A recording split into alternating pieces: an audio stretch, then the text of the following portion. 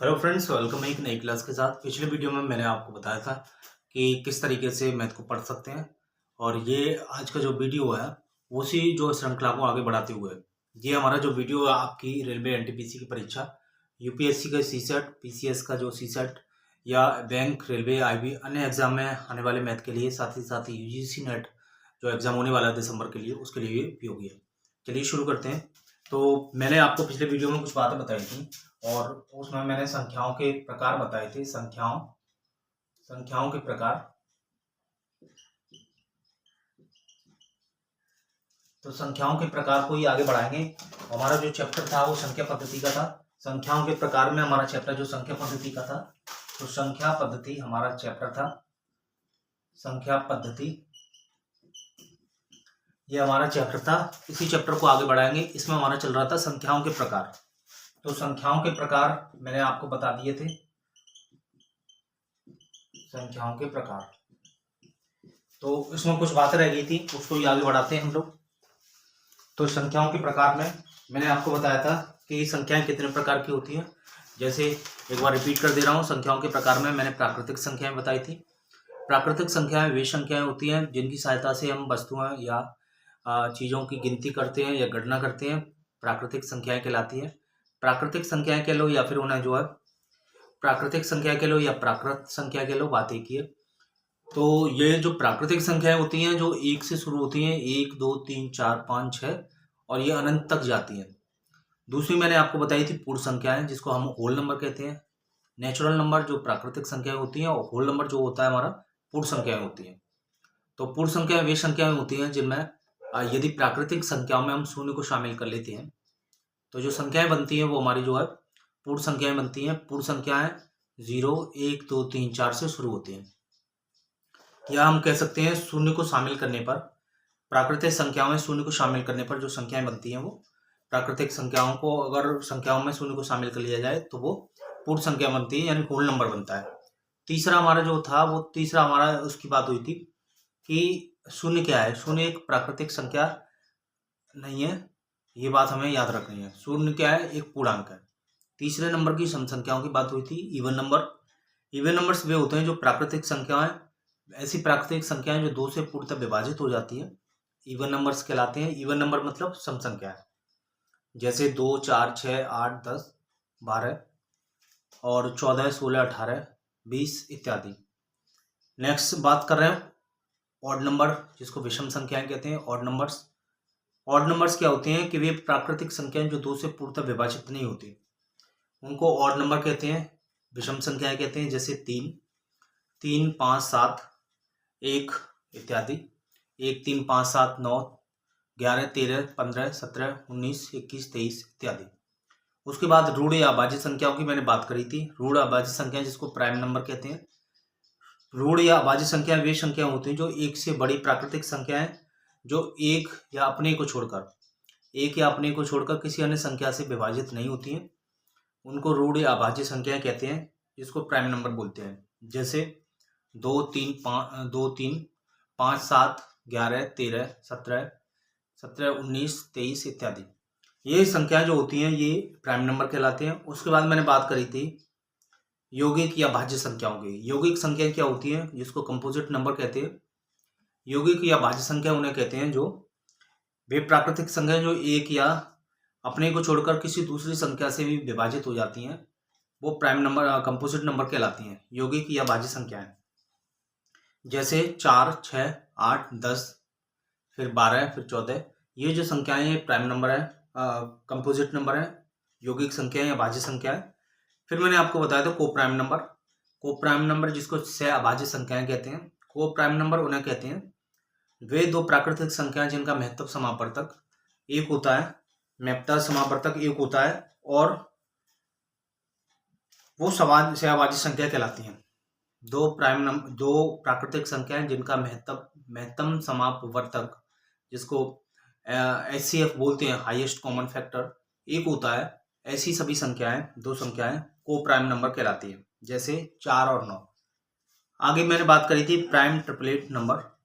Prime triplet number उन्हें कहते हैं कि वे तीन प्राकृतिक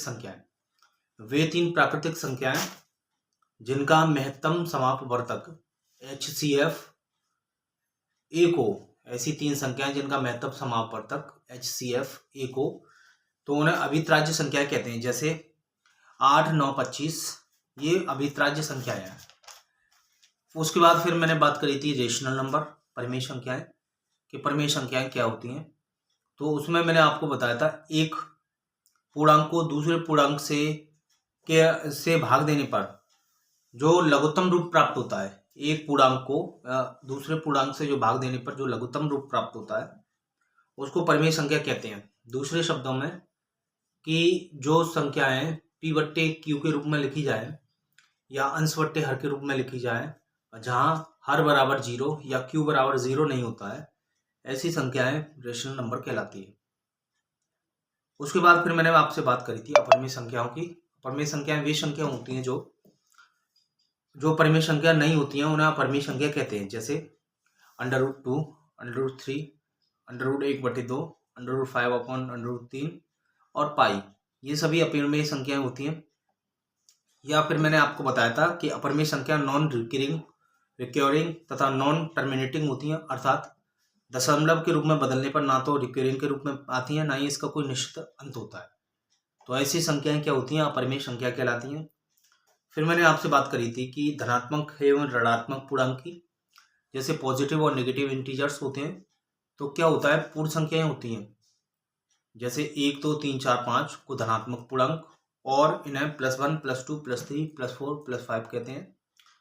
उसी तरह जो धन पूर्णांक होती हैं उन्हें +a के योज्य प्रतिलोम -a को, +a जो है वो योज्य प्रतिलोम है और उसके -a को उसको ऋणात्मक पूर्णांक कहते हैं। जैसे +1 तो इसका ऋणात्मक पूर्णांक -1 होगा, +2 है तो उसका -2 और +3 है तो -3 होगा इसका।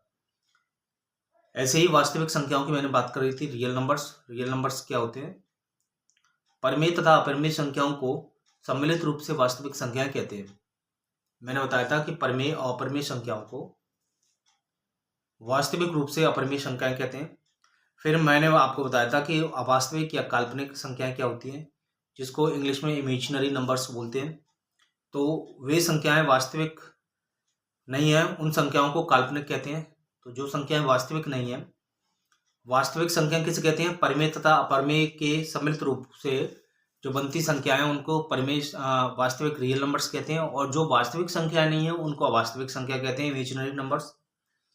जैसे √में -3, √में -7, √में -18। उसके बाद अब आज का जो टॉपिक हमारा शुरू होगा, आज का जो टॉपिक है वो शुरू होगा। जैसे मैंने आपको बताया था कि कुछ आइडेंटिटी बतानी है, आइडेंटिटी एलिमेंट ऑफ एडिशन बताना था। जैसे identity element of addition, identity element of addition अर्थात इसका मतलब होता है जोड़ का तत्समक रूप, जोड़ का तत्समक रूप। तो इसकी हिंदी होती है जोड़ का तत्समक रूप, आइडेंटिटी एलिमेंट ऑफ एडिशन अर्थात जोड़ का तत्समक रूप। ये क्या होता है? जब 0 को किसी संख्या में जोड़ने पर, 0 को या 0 को 0 को किसी संख्या में जोड़ने पर संख्या में कोई अंतर नहीं आता, कोई फर्क नहीं पड़ता, उस पर कोई प्रभाव नहीं पड़ता, इसीलिए इसको 0 को जोड़ का तत्समक रूप कहते हैं। तो 0 को किसी संख्या में जोड़ने पर ऐसे कह सकते हैं। परिभाषा क्या है इसकी? परिभाषा कि 0 को किसी संख्या में, 0 को किसी संख्या में जोड़ने पर, उस संख्या में जोड़ने पर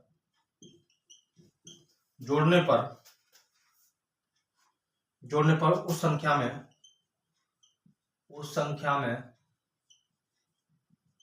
कोई अंतर नहीं आता, उसको जोड़ का तत्समक रूप कहते हैं, जोड़ का तत्समक रूप कहते हैं। ये है जोड़ का तत्समक रूप कि जब उसको कोई संख्या में जोड़ देते हैं तो उसमें कोई अंतर नहीं आता संख्या पर, तो जोड़ का तत्समक रूप कहलाता है। इसी तरह नेक्स्ट एक और रूल है जिसको हम रूल नंबर 2 कहेंगे, नियम 2 कहेंगे।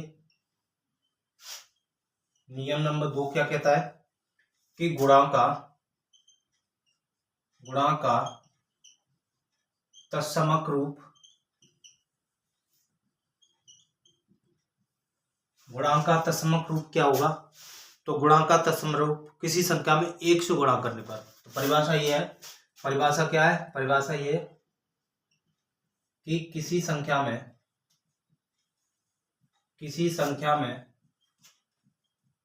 1 का गुणा करने पर, किसी संख्या में 1 का गुणा करने पर उस संख्या में कोई अंतर नहीं आता,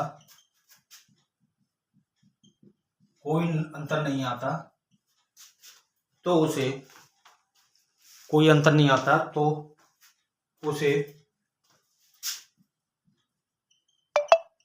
या इसलिए 1 को गुणा का तत्समक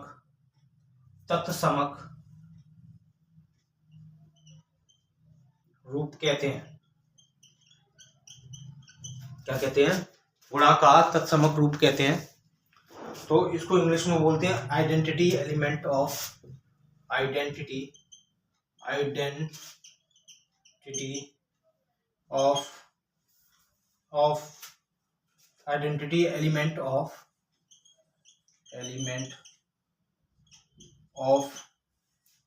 मल्टीप्लिकेशन कहते हैं। ये होता है आइडेंटिटी एलिमेंट ऑफ मल्टीप्लिकेशन कहते हैं। तो ये गुणांक का तत्समक रूप हो गया, इसको गुणांक का तत्समक कहते हैं। तो गुणांक का तत्समक रूप क्या होता है, आइडेंटिटी एलिमेंट ऑफ मल्टीप्लिकेशन, कि जब किसी संख्या में 1 को गुणा करते हैं तो उस संख्या पर कोई प्रभाव नहीं पड़ता, इसलिए इसको जो है गुणांक का तत्समक रूप कहते हैं। तीसरा रूल एक और है, तीसरे रूल की बात करें हम, रूल नंबर हमारा थर्ड जो है वो बात कहता है किसकी, रूल नंबर हमारा थर्ड बात कहता है जोड़ का प्रतीप या प्रतिलोम अवयव। जोड़ का तीसरा रूल कहता है जोड़ का प्रतीप या प्रतिलोम अवयव। इसको इंग्लिश में क्या बोलते हैं, इनवर्स एलिमेंट ऑफ एडिशन।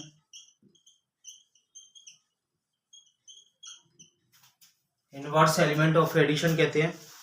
क्या कहते हैं कि प्रत्येक परिमेय संख्या, क्या कहते हैं, परिभाषा की बात कर रहे हैं, परिभाषा कि प्रत्येक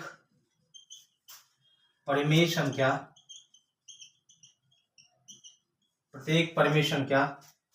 एक यानी कि ए के लिए परिमेय संख्या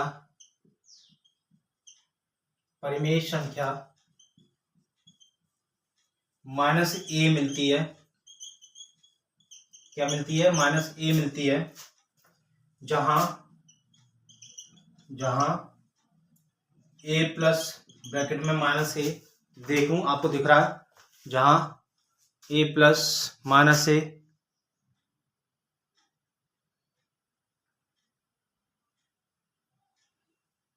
मिलती है, जहां ए प्लस माइनस ए बराबर, अगर यह लिख दूं ऊपर, बराबर क्या मिलता है, तो 0 प्राप्त होता है, क्योंकि इसको अगर खोलें इस ब्रैकेट को तो a माइनस ए, इससे ये कट जाएगा तो 0 प्राप्त होता है। तो ये इसलिए इसको इनवर्स एलिमेंट ऑफ एडिशन कहते हैं, इनवर्स एलिमेंट ऑफ एडिशन कहते हैं। तो कि जहाँ 0 प्राप्त होता है तो -a को a का, तो या लिख दे रहा हूं, तो -a को a का क्या कहते हैं, a का योज्य प्रतिलोम कहते हैं, a का प्रतीक अवयव या प्रतिलोम अवयव कहते हैं, प्रतीक अवयव या प्रतीक अवयव या जोड़ का अवयव कहते हैं, प्रतीक अवयव कहते हैं। ये जो बात है, यानी कि किसी संख्या में ऐसा क्या जोड़ा जाए कि वो संख्या में उस जोड़ने से 0 प्राप्त हो जाए, तो वो क्या कहलाता है, वो जोड़ का प्रतीक अवयव या प्रतिलोम अवयव कहलाता है, इनवर्स एलिमेंट ऑफ एडिशन कहलाता है। ऐसे ही एक गुणा का प्रतिलोम अवयव होता है, इसको बिगाड़ता हूं, नेक्स्ट रूल। एक होता है गुणा का, बात कर रहे हैं गुणा का प्रतीक प्रतिलोम अवयव, प्रतीक अविलोम प्रतीक प्रतिलोम अवयव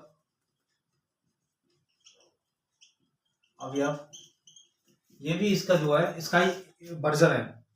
तो ये क्या होता है कि शून्य को छोड़कर शून्य होता है, शून्य को छोड़कर, जो शून्य होता है उसको छोड़कर, शून्य से गुणा नहीं करना, शून्य से गुणा करेंगे तो गड़बड़ हो जाएगा। शून्य को छोड़कर प्रत्येक परिमेय संख्या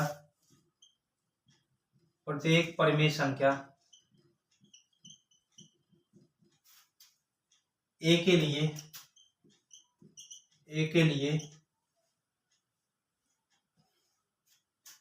प्रत्येक परिमेय संख्या ए के लिए परिमेय संख्या 1/a या 1/a मिलती है। तो a मल्टीप्लाई 1/a, तो कोई परिमेय संख्या है a और उसकी 1/a परिमेय संख्या मिले और इनको आपस में मल्टीप्लाई करें तो 1 प्राप्त हो जाए, तो कहने का मतलब क्या है, 1 प्राप्त हो जाए, इससे ये कट जाए तो क्या मिले, 1 प्राप्त हो या हो जाए, तो इसे गुणा का प्रतीक अवयव कहते हैं। क्या कहते हैं, गुणा का प्रतीक अवयव कहते हैं। ये बात और थी इसकी, ये मैंने आपको कुछ जो है उसकी संख्याओं के प्रकार मैंने बताए। अब हम चलते हैं कुछ सवालों की तरफ, इसको बिगाड़ रहा हूं, कुछ सवालों की तरफ चलते हैं। जैसे कुछ महत्वपूर्ण ट्रिक्स हैं,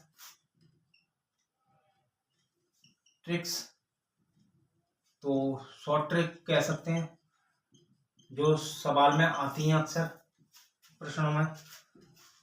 तो चाहे रेलवे में हुआ,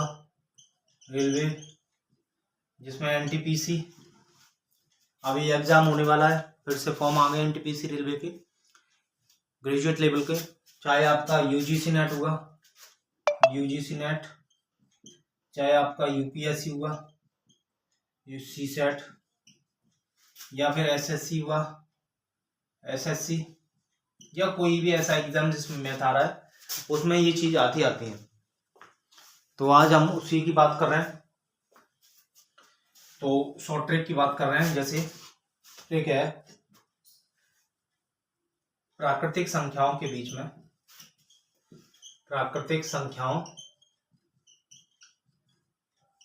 संख्याओं के बीच प्राकृतिक संख्याओं के बीच योगफल ज्ञात करना, योगफल ज्ञात करना। तो प्राकृतिक संख्याओं के बीच योगफल ज्ञात करना कैसे ज्ञात करेंगे, उसकी बात हम लोग कर रहे हैं। तो योगफल कैसे ज्ञात करते हैं, जैसे प्रश्न है, प्रश्न क्या है, पहले सूत्र लिख लेते हैं। सूत्र क्या है इसका कि अंतिम संख्या, सूत्र लिखा है अगर, सूत्र की अंतिम संख्या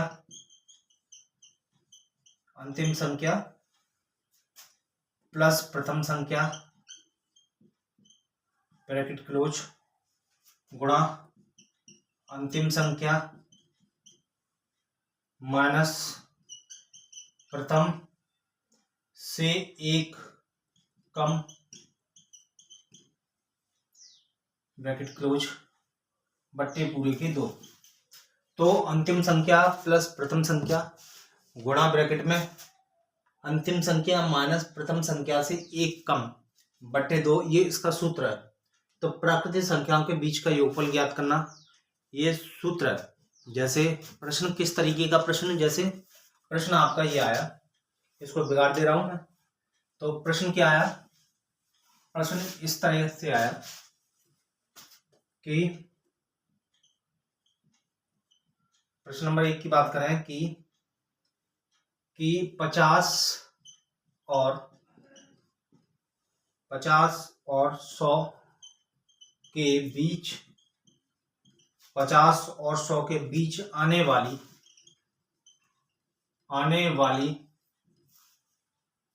प्राकृतिक संख्याओं का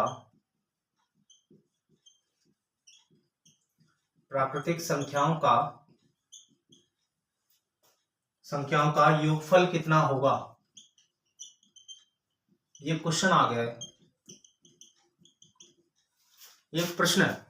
प्रश्न क्या है कि 50 और 100 के बीच आने वाली प्राकृतिक संख्याओं का योगफल कितना होगा। या 50 है, या इसकी जगह कुछ भी हो सकता था, 1 हो सकता था, 2 हो सकता था, 1 लिख दिया, यहाँ 1000 लिख दिया। 1 और 1000 के बीच जितनी प्राकृतिक संख्या आ रही है उसका योगफल क्या होगा, कैसे निकालेंगे, जोड़ते रहेंगे नहीं। तो इसके लिए क्या फॉर्मूला है, ये फॉर्मूला मैंने बताया था आपको। इस सूत्र से हम इसको सॉल्व करेंगे हल। क्या सूत्र कहता है कि 50 और 100 के बीच आने वाली संख्याओं का अंतर क्या होगा। तो मैंने बताया था अंतिम संख्या प्लस प्रथम संख्या। तो अंतिम संख्या क्या है इसमें, तो 100 से 100 के बीच, तो मतलब 99 तक की बात हो रही है। तो 99 यानी कि अंतिम संख्या प्लस प्रथम संख्या कितनी है, 51। आप कहेंगे कि ये प्रथम 50 है, लेकिन 50 और 100 के बीच बोल रहा, बीच, तो बीच का मतलब क्या होता है, तो 50 तो होगा नहीं, 51 होगा। 100 से पहले 99, तो 51 से लेके 90 को जोड़ दो, कितनी आ रही है, कितना योग होगा, वो फॉर्मूला लगाना है, गुणा लगाना है। तो अंतिम संख्या कितनी है, तो 99। प्रथम संख्या कितनी है, प्रथम संख्या माइनस के 50। प्रथम संख्या, वैसे प्रथम संख्या 51 है, लेकिन एक कम करना था, 50 ब्रैकेट क्लोज बट्टे 2, ये करना था। इसको जोड़ा तो कितना हो रहा है, तो ये हो गया 150 गुणा 49 बट्टे कितना 2। तो ये जो है यहाँ अंतर है, मिस्टेक अंतर है 49। तो ये कितना हो गया, ये 99 है, यहाँ पे मिस्टेक 99। 100 से पहले 99, गलती से लग गया, 90 नहीं था, वो 99 था। तो ये कितना होगा 150, 99 से 50 या 49। तो ये अगर इसको काट दें तो ये 75 और गुणा करेंगे तो अपना 3675 आंसर आएगा, आंसर। इस तरीके से सवाल को जो है कैलकुलेट करते हैं, इस सवाल को करते हैं। सूत्र क्या था, सूत्र मैंने आपको बता दिया कि प्रथम संख्या जो है उसको जोड़ेंगे अंतिम संख्या में। तो प्रथम संख्या यहाँ 50 नहीं 51 है, क्योंकि 51 से हमें जोड़ना है, और 100 से पहले 99।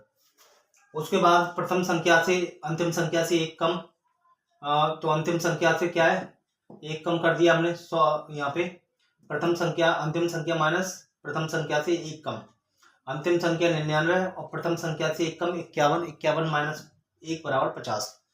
तो ये सूत्र लग गया बटे 2, कैलकुलेट किया 3675 आ गया। तो इस तरीके से सवाल को ये सॉल्व किया। आज के वीडियो को यहीं रखते हैं, फिर मिलते हैं एक नई क्लास के साथ। अगर आप चैनल पर नए हैं, अगर आपको क्लास अच्छी लगी, वीडियो पसंद आए, तो आप इसको अपने दोस्तों के साथ शेयर करें। चैनल पर नए हैं तो चैनल को सब्सक्राइब करें और बेल आइकन को प्रेस करें, जिससे सभी जितनी भी वीडियो हैं आपको मिलती रहे, उनका नोटिफिकेशन आपको सबसे पहले मिले। और लाइक करना ना भूलें वीडियो को। फिर मिलते हैं एक नई वीडियो नई क्लास के साथ। नमस्कार, धन्यवाद।